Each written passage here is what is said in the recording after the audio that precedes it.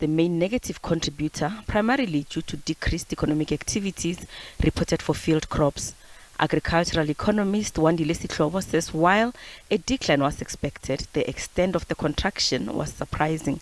He says the El Nino-induced midsummer drought is to blame for a decline in crop harvests, and there are still challenges of foot and mouth disease affecting dairy farmers, mainly in the Eastern Cape.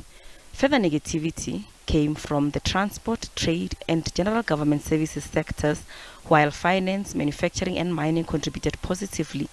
Household final consumption expenditure went up, with the main positive contributors being food and non-alcoholic beverages. Let us look at what was speculated in the markets. It's because the marketeers as well as economists and speculators didn't have the data from agriculture.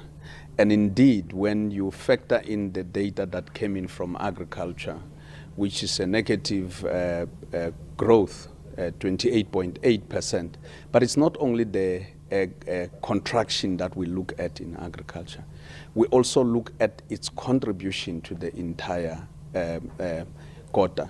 So you can see that there are other sectors or other industries that grew in the positive and contributed in the positive, but a contribution of negative 0.7 of a percentage point sent the economy contracting for the third quarter.